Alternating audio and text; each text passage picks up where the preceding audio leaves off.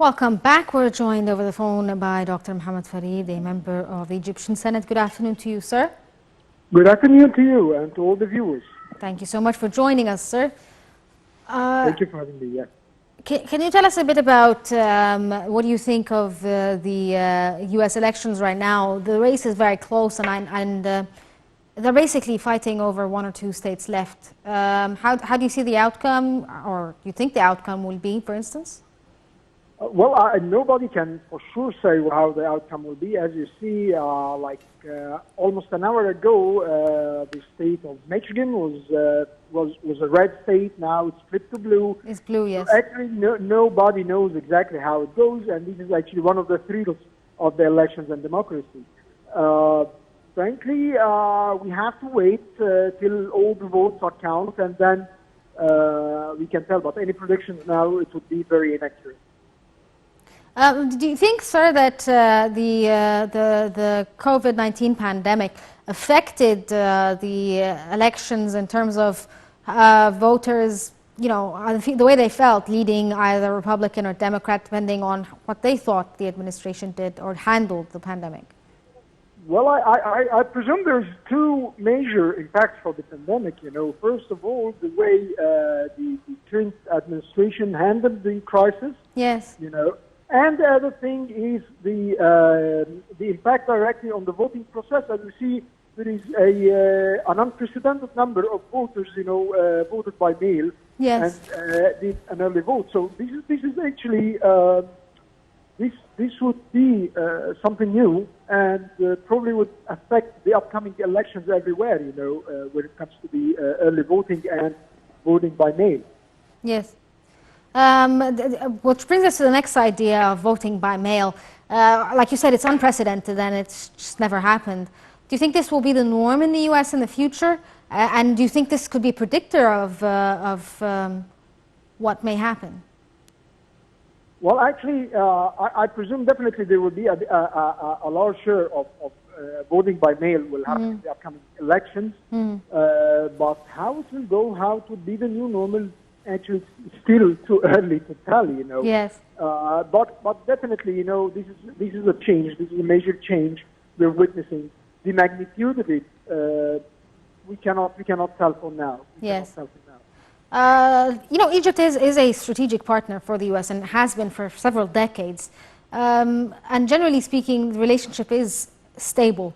In the case of the current president, Donald Trump, winning, things will remain the same, but if Joe Biden wins, how do you see the differences in Egypt-U.S. relations? I believe that the Egyptian-U.S. relations is strategic and it's important for both nations.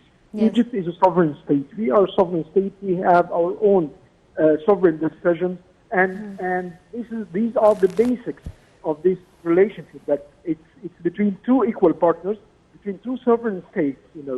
So you're not a banana republic, and whatever change is happening in the American administration, there are these constant and interests between both nations. So the relationship will definitely continue. It might see some more or less, negotiations or maybe disagreement on some files, but still, by the end of the day, this is a strategic relation between the two nations that's important for the Americans and it's important for the Egyptians. So I'm pretty sure that both administrations, the Egyptian and the American, will be able to communicate together and achieve effective partnership. And I believe that the American administration, whether it's the current president or Mr. Biden, will have the wisdom and experience, to know how important Egypt is for the United States. What about the Middle East policy, the American Middle East policy?